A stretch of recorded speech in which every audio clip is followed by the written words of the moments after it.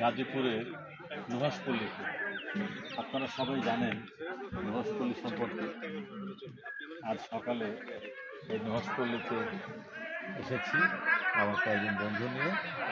আর আমার সামনে যে গাছটি দেখছেন, এই গাছটির নাম লাইলি মজনু। এই নামটি দিয়েছিলেন স্বয়ং হুমায়ুন আহমেদ।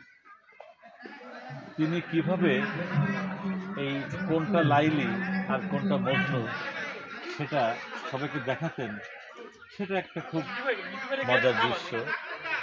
আজ আমাদের বন্ধু মাসুদ, এই গাজীপুরেরই মানুষ, সাংবাদিক, প্রথম আলো, তিনি আমাদেরকে দেখাবেন যে হুমায়ুন আহমেদ কীভাবে কোনটাকে লাইলি আর কোনটাকে মজনু হিসেবে পরিচয় করিয়ে দিতেন, সেটি দেখাবেন আমাদের মাসুদ ভাই।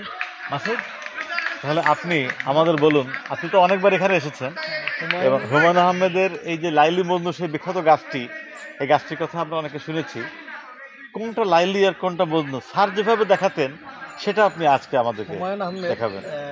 যখন জীবিত ছিলেন আমরা বেশ কয়েকবার এসেছি, বিশেষ করে যখন অসুস্থ ছিলেন তখন এসেছি, আগে এসেছি। তো হুমায়ুন আহমেদ কেউ আসলে মজা করে উনি একটা লাইলি মজনুর একটা গাছের একটা দেখাতেন, আমাদের ম্যাজিক দেখাতেন।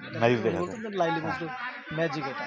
সে কীভাবে দেখাতো? গাছটা দেখতে কিন্তু সবুজ, একদম সবুজ, হ্যাঁ, কিছু লাল পাতা। হঠাৎ করে আবার এরকম করে ম্যাজিক দেখাতেন, দেখেন পুরোটাই লাল হয়ে গেছে। এই যে পুরোটা লাল, আমি বন্ধুদের দেখাচ্ছি, এই পুরোটা গাছ এই যে লাল।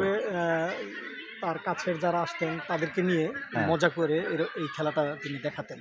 আচ্ছা, আপনি কি আরেকবার একটু দেখাবেন? এই যে গাছটি তাহলে আবার দেখেন, এইভাবে সবুজ, মানে সবুজ হলে কি মজনু? আর এইভাবে হচ্ছে, আচ্ছা, আর সবুজ হলে মজনু আর এই লাল হয়ে গেল, এটা হলো লাইলি। বাহ, এটি একটা অসাধারণ